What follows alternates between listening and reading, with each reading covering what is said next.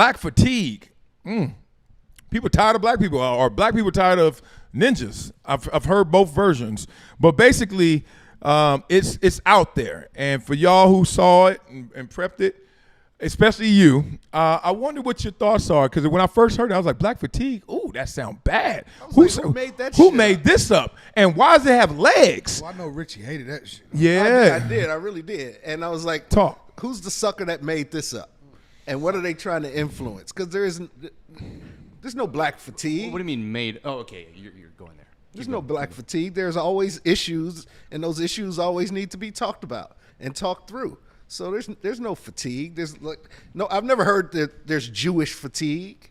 When we're talking about black fatigue, I was thinking more about, I'm not black, so I don't know. Oh, really? You're not? Oh, God. Oh, wow. All right, cut. Get your ass out I'm here. confused. What's wrong with you, boy? I hope you make it down Compton Avenue. With black fatigue, I'm thinking about what Justin saying last episode. I don't step out of your house thinking, oh, I'm going to get shot, or I'm thinking about the color of my skin. Somebody's going to judge me incorrectly. Every day I wake up, I'm not thinking about those things. So I was thinking about black fatigue from that perspective. Oh, no. Anytime. This is supposed to be a conversation of our general society or culture, if we had to say mainstream culture, is tired of black people in many regards, of the victimhood, or always reparations, or the violence of our community, or the hip hop culture, like all the things, good and bad.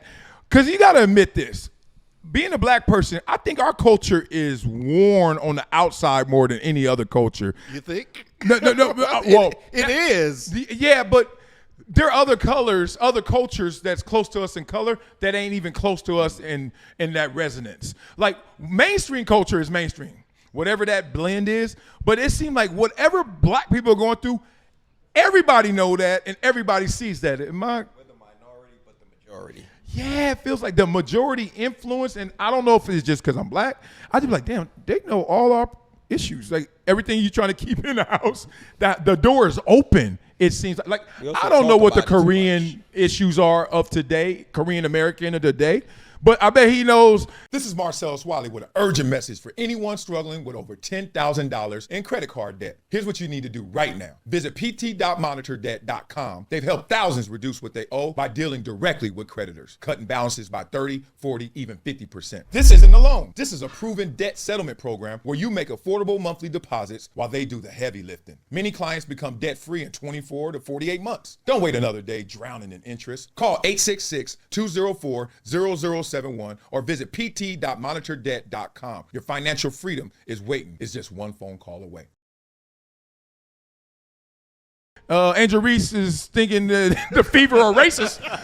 You know what I mean? You know like, what that is weird. true though? Huh? Because we go through so much, we talk about it a lot more than everybody else. And a lot of other cultures don't really put their stuff out there. They keep it more in-house. Yeah. But that sounds like the first page of this book. But everybody's here and everyone has Twitter or X and everyone's talking. And then if, all of us are people who we work with others, like we hang with others. We're not just in the black box, etc.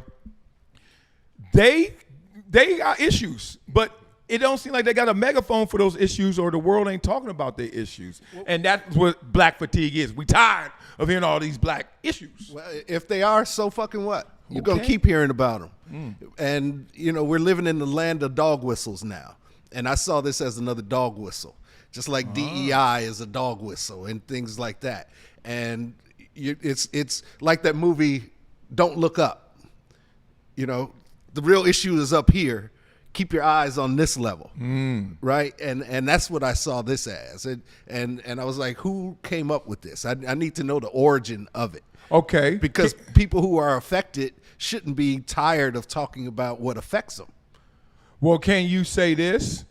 And I'm prying. A lot of times people don't know how to read me. I pry because I like to hear more of you. Even if I'm in agreement, I will pry and you be thinking like, I don't agree. Is there a understanding for those who are fatigued of black issues? Like, do you see where they're coming from? Because I'm a firm believer that things come up because things are. Now, you may disagree with what it is, but it is. You know, like when Angel Reese was mad, or they were talking about angry black woman. You could say, how dare you, and here you go with this trope and all that. But then, let's be real. Look at your auntie, a couple of them, cousin here and there. We know some angry black women. We know angry women of all colors. But angry black woman is, whether you are one or not one, it is. So is this something, black fatigue? You know, there are a lot of groups that are being advocated for at any given time. I love that. Right? And I don't, just because I don't particularly want to engage in an LGBTQ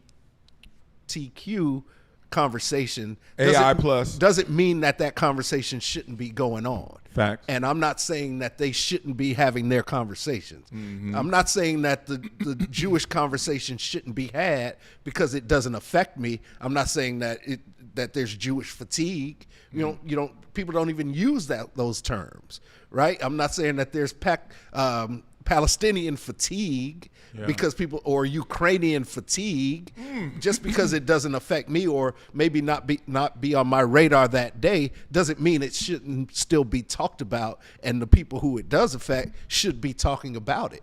Now, here's this last layer with this, because this is fascinating. There's a social dynamic. There is no Jewish fatigue, and you could say because people are scared of the Jewish power in some of these industries. There's no Korean fatigue, etc. But that doesn't mean it didn't snow. It just didn't snowball. So they all get dropped on Twitter as a hashtag, probably. Korean fatigue, black fatigue, Jewish fatigue. And then black fatigue gets legs and becomes a hashtag that trends. And then Korean fatigue does not. Because I'm just assuming, but they've tried probably other ways. Oh, we're still talking about this issue and this issue. And then it just goes away. But black fatigue didn't go away. Why? What's that energy? Well, going back to full circle to where we started with this thing, popularity and impact. Ooh, let's go. Our culture impacts the world, and people watch our culture constantly. Black culture. Yeah. And it has a big impact on the world. So I think people watch it constantly, and I think there are forces that don't want that to happen. So, things like this come up. Right. I'm glad he said that. No one chooses football. Football chooses you.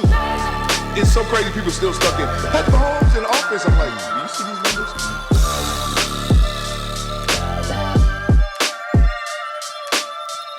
This is Marcellus Wiley on the rocks.